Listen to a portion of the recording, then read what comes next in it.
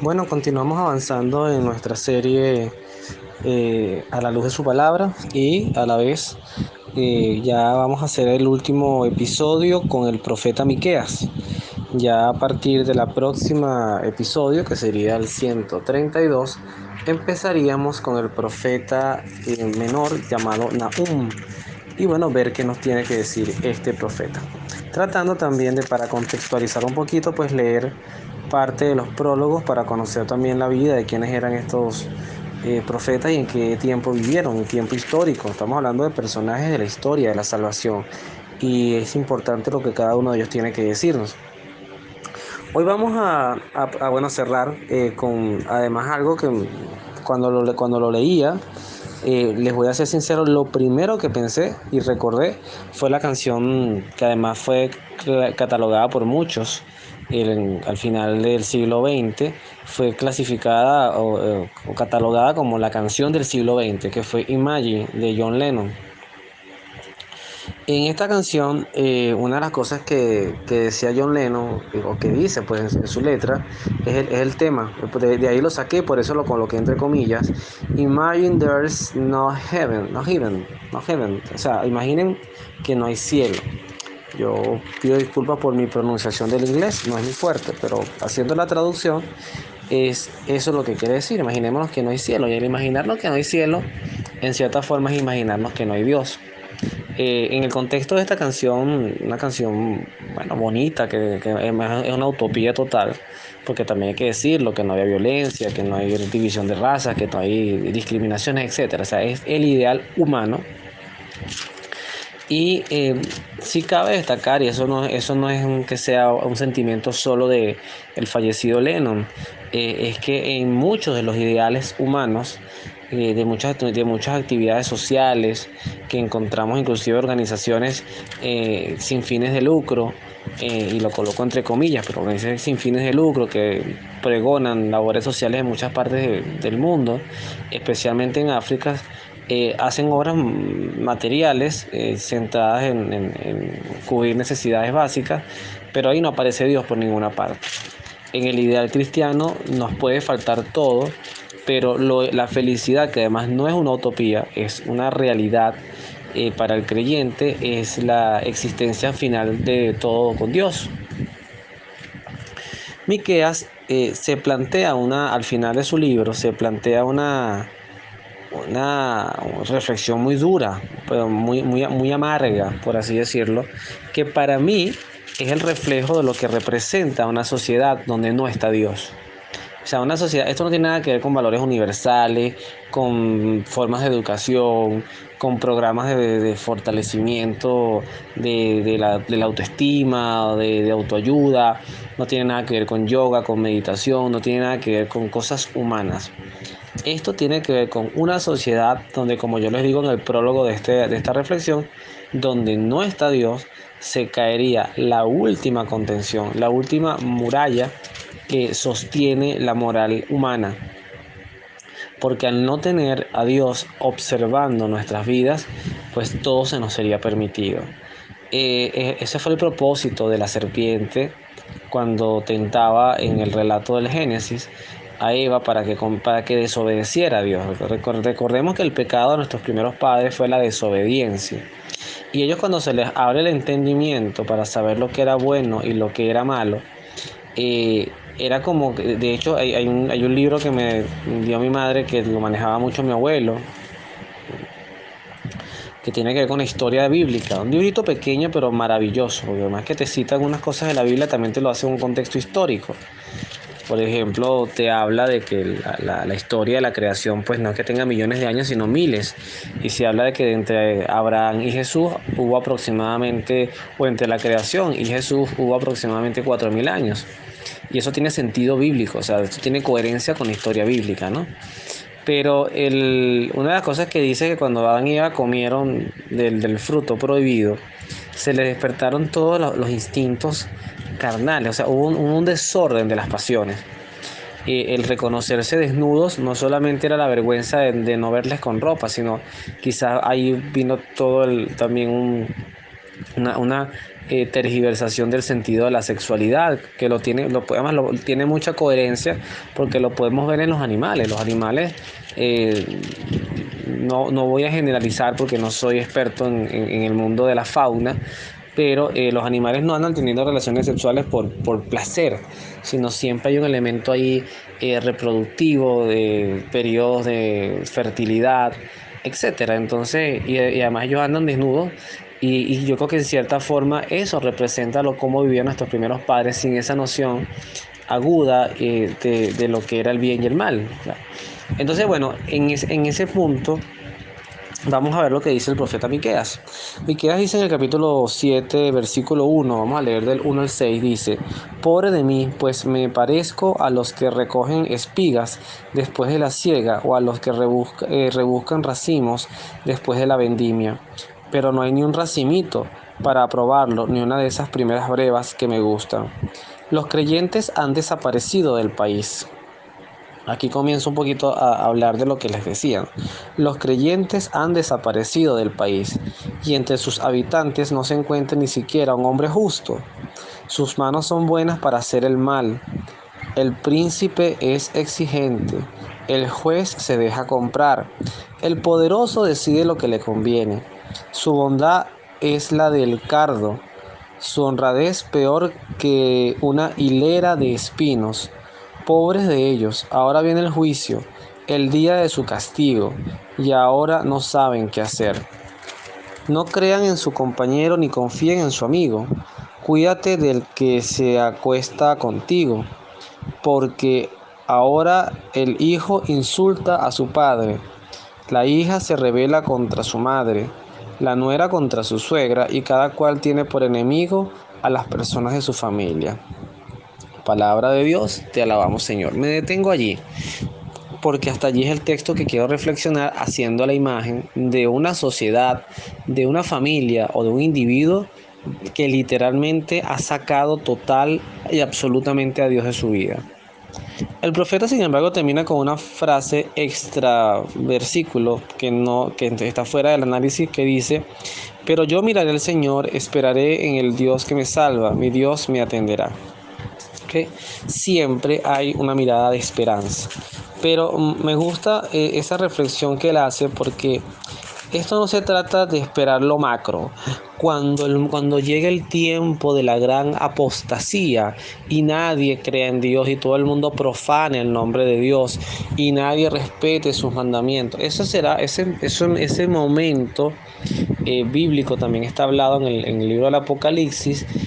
Se habla de los últimos tiempos, que en el mundo va a haber una gran apostasía. O sea, pareciera que la tendencia es precisamente llegar hacia donde vamos, porque sí estamos caminando hacia eso. Estamos caminando hacia un mundo con una nueva creación. De hecho, yo no sé si tendré la oportunidad de escribirlo, hacer una serie, pero lo comento acá. Yo digo que el hombre está escribiendo el segundo libro del Génesis, porque el primero ya lo hizo Dios. Pero el segundo libro del Génesis es la creación, es una nueva creación centrada, por ejemplo, en la inteligencia artificial, en la tecnología, en todo lo que tiene que ver con este mundo, usando unas palabras de Marvel, un multiverso, ¿no? Algo creado por el hombre, además. Construido, porque el hombre no crea. El concepto de la creación siempre viene: el que crea es el que hace de la nada. Por eso Dios creó, porque Dios hizo de la nada. Pero el hombre construye de lo que hay y toma ideas de lo que hay. Entonces, bueno, creo que es importante hacer esa reflexión, porque en esa segunda creación menos va a estar Dios. Cuando nosotros vamos a tener, bueno, hasta ahora pinta interesante, ¿no? Robots que te atienden siempre con gran cordialidad, que no se cansan, que van a tener además una forma de razonar y de dar respuestas automáticas. Cuando tenemos vehículos que lo que se pensaba para el siglo XXI, pero ya se ven por allí vehículos que van a volar, carros súper modernos, súper lujosos, cruceros que además parecen islas, que van a permitir hacer viajes paradisíacos, edificios inteligentes. etcétera. O sea, sin duda el mundo va a avanzar a eso y va a llegar a un punto en que realmente Dios no va a hacer falta. Inclusive a nivel de la ciencia, cuando se consigan pues las curas de las enfermedades más duras como el cáncer, el SIDA, la diabetes, etcétera, inclusive con este tema de la células madre o la misma clonación, pues, o estas impresiones que ahora se hacen en 3D, que se está pensando inclusive desde el punto de vista tecnológico, que las personas puedan tener, qué sé yo, una pierna artificial, pero además biométrica, no sé si es la palabra, pero biónica o biométrica, no recuerdo el término,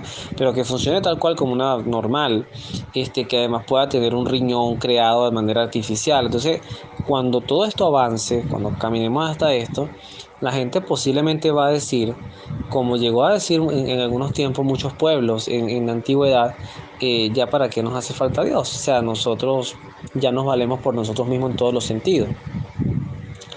Pero aquí es la advertencia de que si eso llega a ocurrir, pues lo mismo que pueda tener muy buenas intenciones, a la larga puede estar construyéndose para la propia destrucción del hombre.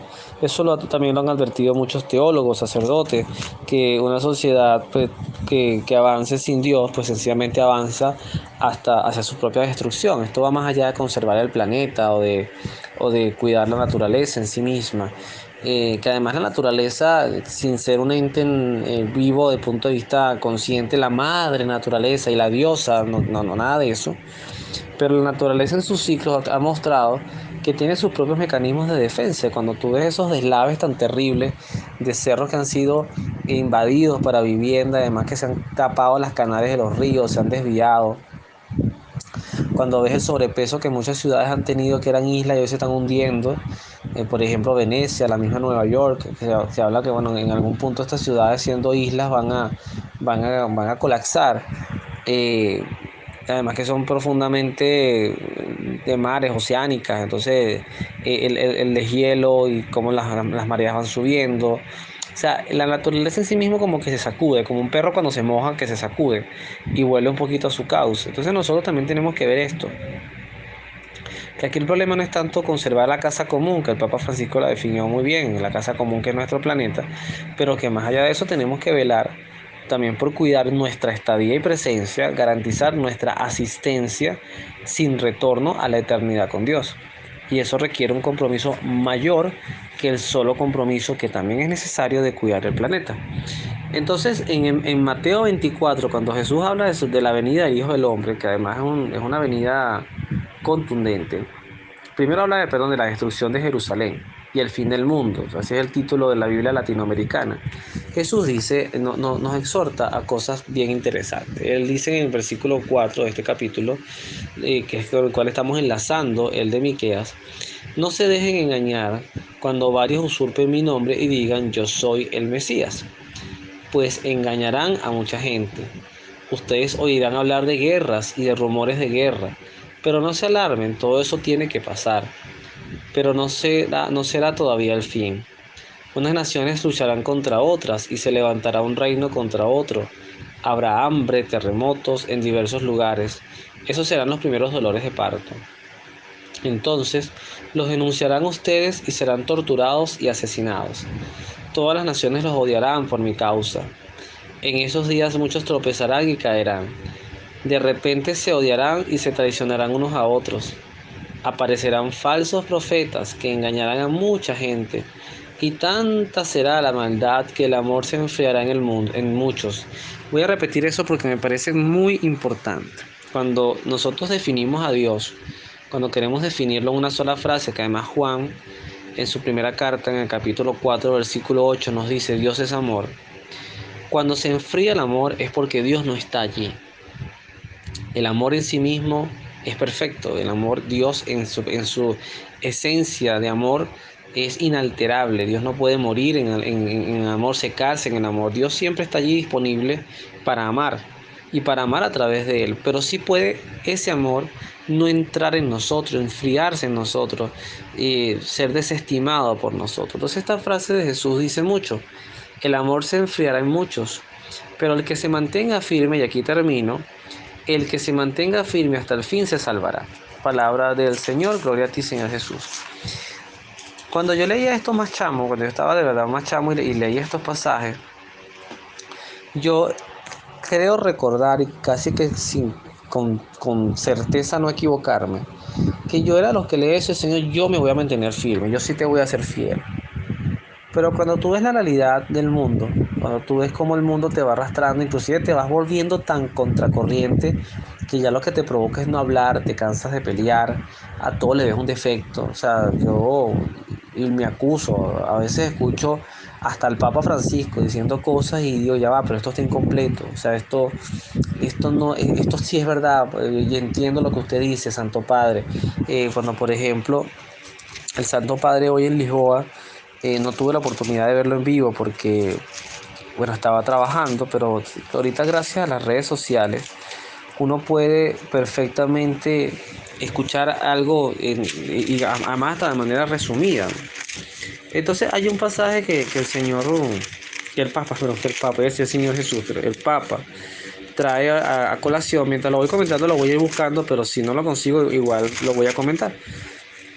Que tiene que ver con aquel banquete donde Jesús contaba una parábola de un rey que hizo un banquete, invitó a toda la gente que él quería invitar y al final nadie fue. Él quedó con toda la comida allí y nadie se quiso ir. Entonces él le dice a sus servidores, que pueden representar perfectamente a los ángeles, vayan y busquen a todas las personas, ¿no? El Papa justamente eh, comenta de que cuando él manda a buscar gente, pues manda a buscar a gente en todas partes, en todas las periferias, ¿no? De hecho, fíjense, para la gloria de Dios ya lo conseguí, está en Mateo 22. Mateo 22. Entonces él dice que, bueno, invita a la gente no fue, desestima esta invitación y que el rey se enoja y envía a sus tropas que dieron muerte a aquellos, esto también hay que decirlo, ¿no? Dieron muerte a todos aquellos que habían invitado, ¿no? Aquellos asesinos incendiaron la ciudad.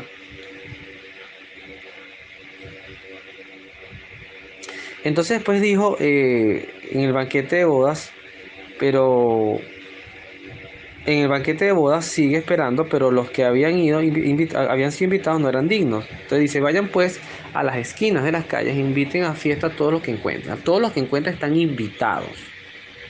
Y ayer el Papa Francisco precisamente hablaba que la iglesia no debe ser una aduana.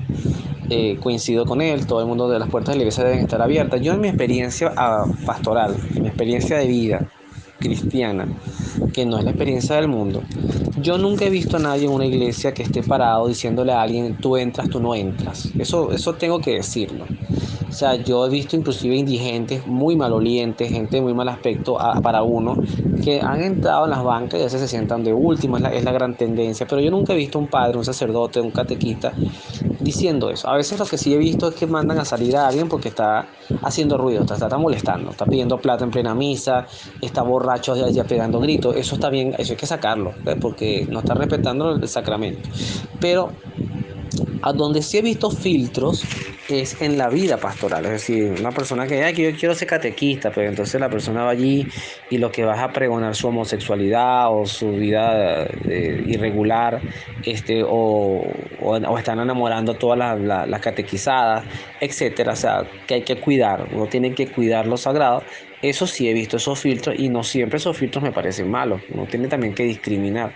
De hecho, el catecismo habla de una buena discriminación. Hay discriminaciones malas y discriminaciones que son necesarias. Eso tiene toda una explicación, pero esto es una forma de discriminar. Usted a sus hijos no se lo entrega a cualquier persona.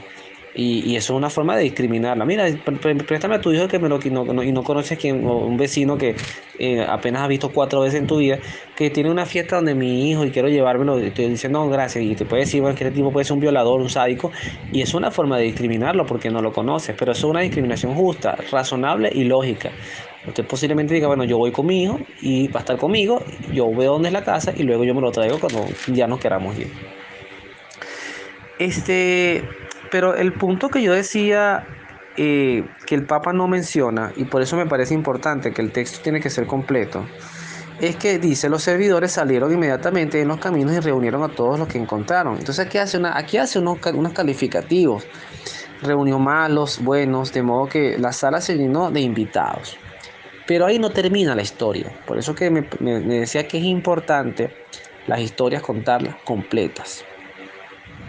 Porque luego entra el rey, el dueño de la fiesta. Y él se da cuenta, o sea, vio los que estaban sentados y vio a un hombre que no se había puesto el traje de fiesta.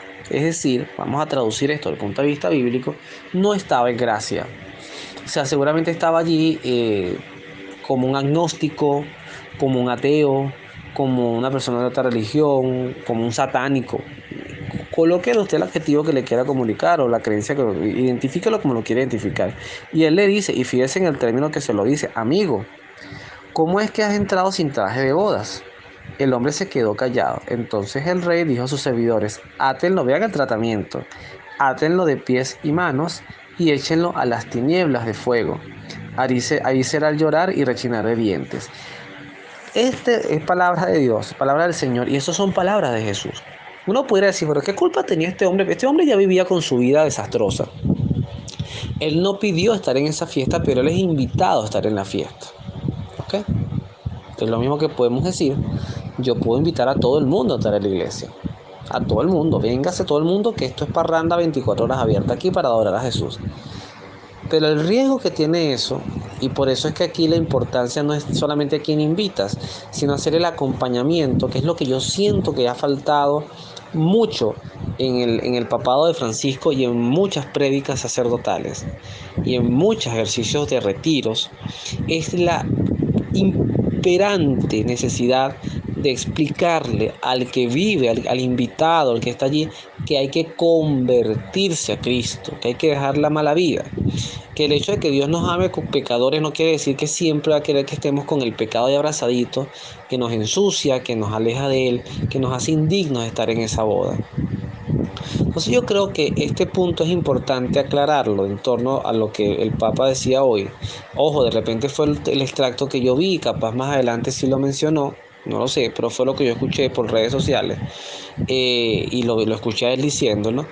Y él decía que la iglesia no sea una aduana. Y bueno, efectivamente, fíjense, al no ser una aduana, pero en algún momento llegó el aduanero que representaba el rey y hizo lo que tenía que hacer. Al final, quien no esté vestido con el traje que es, se sale de la fiesta. Es expulsado, además con un tratamiento bien particular. Y son palabras de nuestro Señor. Eso no lo estoy inventando yo. Entonces creo que es importante recapitular, refrescar, capturar estas ideas y tenerlas siempre presentes. Porque un mundo donde no está Dios, o donde queremos meter a Dios en lugares donde no va a cohabitar, Dios no va a estar nunca en el pecado, va a estar con el pecador, pero no pretendamos que Dios esté en el pecado. Entonces, donde no esté Dios, va a abundar el mal, en todas sus expresiones posibles. Va a ser una vida animalizada, centrada en instintos, donde no va a haber ni sabiduría, ni inteligencia, ni dominio de la voluntad, ni de autocontrol de los deseos. Esa es la gran tarea que tenemos los cristianos. Es imperdible reflexionar sobre esto. Con mayor agudeza y con mayor formación de la que yo pueda dar acá, es que nosotros tenemos que tomarnos en serio que nuestras vidas como están se pueden mejorar. Y mejorar es renunciar a cosas del mundo. Que no podemos ir al cielo con una maleta cargada de mundo, porque esa maleta de mundo no va a entrar. Y eso nos va a mantener atados con un peso, no nos va a dejar descansar. Y que el llamado a la eternidad es un llamado innegociable. La eternidad con Dios no es segura, pero la eternidad sí es segura porque ya tú existes. Y al existir, o vas a tener una eternidad como la de los condenados, sin Dios, terrible, o una eternidad que va a tener dos pausas, o dos pasos. El purgatorio, al cual yo creo que nadie se va a salvar, así sea de un día, así sea de un segundo, o así sea de muchos años en nuestro tiempo, pero del purgatorio nadie se va a salvar. Y luego la gracia de ser ya purificados y estar en la casa eterna con el Padre, esperando la resurrección, esperando cielo nuevo, tierra nueva, lo que venga después. Mientras venga de Dios, bienvenido sea. Así que ánimo, por favor, vamos a tomarnos esto en serio y no nos imaginemos un mundo sin cielo, no nos imaginemos un mundo sin Dios. Imaginemos que el ideal del mundo humano es precisamente el ideal donde viva, donde esté Dios presente. Que Dios los bendiga, nos vemos en la oración.